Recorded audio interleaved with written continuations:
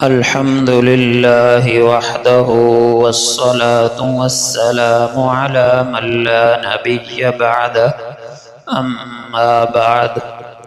محترم سامعین، ہم بسا اوقات کوئی نیک عمل بڑے شوق کے ساتھ، بڑے ہی جذبات کے ساتھ شروع کرتے ہیں۔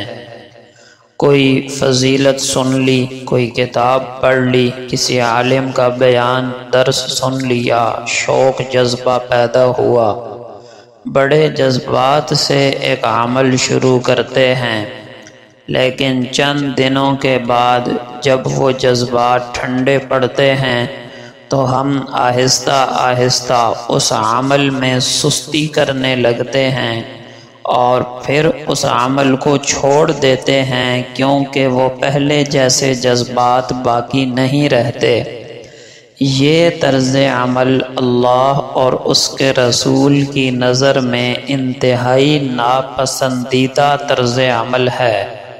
آپ صلی اللہ علیہ وسلم نے فرمایا، یا عبد اللہ، یہ روایت بخاری میں موجود ہے کہ اے عبداللہ، لا تکن مثل فلان، فلاں آدمی کی طرح نہ ہو جانا، کان یقوم اللیل، پہلے تو وہ قیام اللیل کرتا تھا، رات کی عبادت کا اور تہجد کا اہتمام کرتا تھا، فترک قیام اللیل، پھر اس نے قیام اللیل، رات کی عبادت تہجد کو چھوڑ دیا۔ پتہ چلا بغیر کسی وجہ کے، محض غفلت اور سستی کی وجہ سے ایک عمل شروع کر کے چھوڑ دینا، یہ انتہائی ناپسندیدہ طرز عمل ہے۔ جس نیک کام کو آپ نے شروع کیا ہے، کوشش کریں اس پر ہمیشگی اختیار کریں، پابندی اور استقامت اختیار کریں۔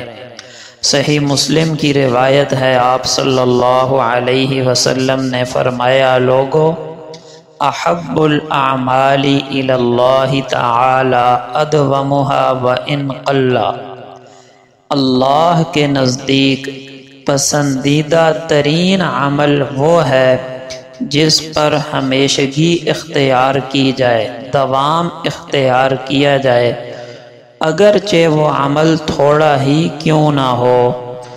لہٰذا بہت زیادہ عمل شروع ہی نہ کریں، اتنا شروع کریں جس کو آپ پابندی کے ساتھ نبھا سکیں۔ آپ نے تلاوت کے فضائل سنے اور جذبات میں روزانہ 5 سپاروں کی تلاوت شروع کر دی۔ 4-5 دن کے بعد جب جذبات کم ہوئے، اب آپ کے لیے 5 سپارے روزانہ تلاوت مشکل ہو گیا۔ یہ طرز عمل ناپسندیدہ ہے۔ اس سے بہتر تھا کہ آپ اتنی ہی تلاوت روزانہ شروع کرتے جس کو آپ پابندی سے نبھا سکتے، چاہے وہ آدھا سپارہ ہی کیوں نہ ہوتا۔ اب اگر آپ روزانہ آدھا سپارہ پڑھتے لیکن پابندی کے ساتھ پڑھتے تو اس آدھے سپارے کا ثواب ان روزانہ 5 سپاروں سے زیادہ تھا جن کو کچھ دنوں کے بعد آپ نے چھوڑ دیا۔ اور اس کی بھی ایک وجہ ہے۔ وجہ یہ ہے کہ جب آپ ایک عمل پابندی سے کرتے ہیں نا روزانہ، اس میں مجاہدہ اور مشقت زیادہ ہے، اور ظاہری بات ہے کہ عمل پر جو اجر ملتا ہے وہ تو مجاہدے اور مشقت اور قربانی کے بقدر ملتا ہے، اور جو عمل پابندی سے کیا جائے وہ تھوڑا بھی ہو اس میں مشقت زیادہ ہے۔ کیسے؟ مثلا آپ کے جذبات تھے، کوئی بیان سن کر، کوئی کتاب پڑھ کر، ان جذبات کی وجہ سے آپ نے چند دن تو بہت زیادہ عمل کر لیا۔ یہ چند دن عمل اگرچہ زیادہ کیا لیکن اس میں مشقت نہیں ہے۔ کیوں؟ اس لیے کہ آپ کا شوق اور جذبات عروج پر ہیں، اور جب جذبات ہوں تو کام کرنا، عمل کرنا آسان ہوتا ہے۔ لیکن چند دن بعد انسانی نیچر ہے، فطرت ہے کہ جذبات ٹھنڈے پڑ جاتے ہیں، وہ پہلے جیسی کیفیت نہیں رہتی۔ اگر آپ روزانہ پابندی سے تلاوت کرتے ہیں، چاہے آدھا سپارہ، اب ایک دن ایسا بھی ہوگا جب آپ کو سستی ہو رہی ہوگی، جی نہیں چاہ رہا ہوگا، موسم ایسا ہوگا، گھر میں کوئی مہمان ہیں، یا ویسے ہی غفلت ہے، طبیعت بوجھل ہے، آپ کا جی نہیں چاہ رہا، لیکن پھر بھی آپ جذبات نہ ہونے کے باوجود عمل کریں گے۔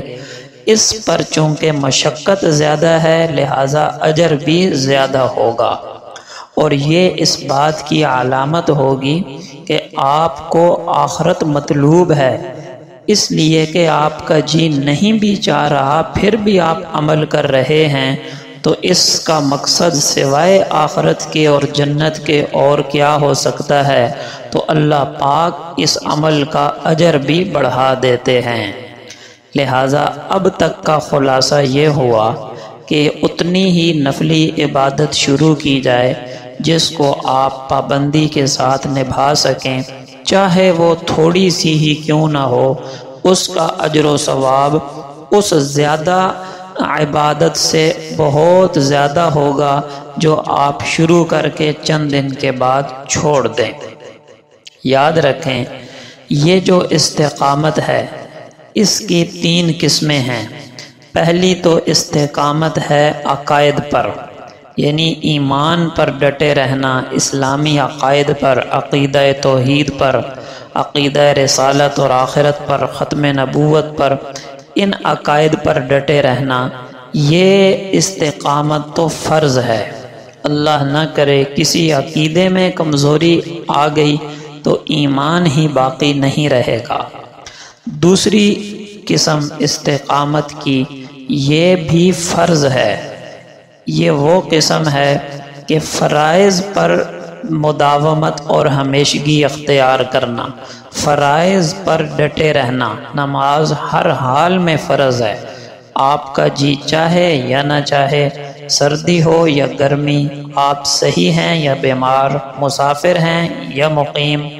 اسی طرح رمضان کے روزے فرض ہیں، تو ان پر استقامت تو فرض ہے، کسی حال میں اس کو چھوڑنا جائز نہیں۔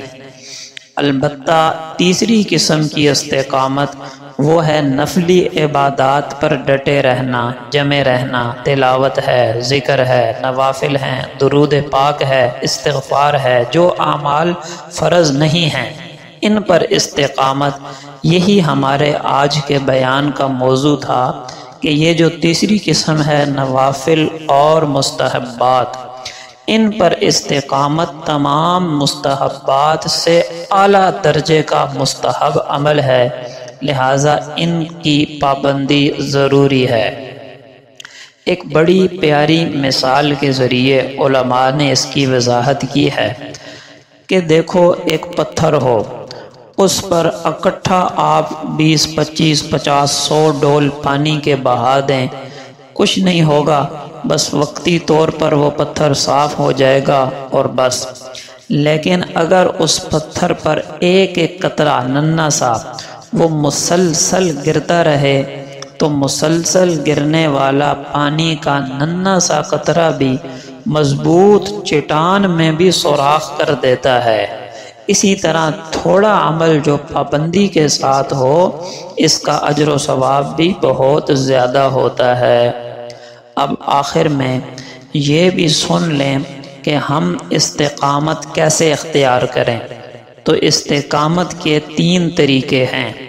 نمبر 1، اپنی موت کو اور اپنی آخرت کو یاد کیا جائے، کیونکہ ہر نیک عمل کے لیے سب سے بڑی موٹیویشن آخرت ہے کہ اس کا اجر مجھے آخرت میں نعمتوں کی شکل میں اور جنت کی شکل میں ملے گا، پہلا عمل۔ دوسرا، نیک لوگوں کی، بزرگان دین کی، دینداروں کی، علماء کی صحبت اختیار کی جائے۔ استقامت حاصل کرنے کا یہ نسخہ اکسیر ہے۔ اور نمبر 3، اللہ تعالیٰ سے دعا کرتے رہیں یہ سب سے اہم عمل ہے، اللہ سے دعا کرنا کہ اے اللہ مجھے نیکیوں پر عمل کرنے کی اور گناہوں سے پرہیز کرنے کی توفیق بھی عطا فرما، اور اس توفیق پر مجھے استقامت اور ثابت قدمی بھی نصیب فرما۔ اللہ جل شانہ ہم سب کو استقامت کی دولت سے مالا مال فرمائے، آمین۔ وآخر دعوانا ان الحمد للہ رب العالمین۔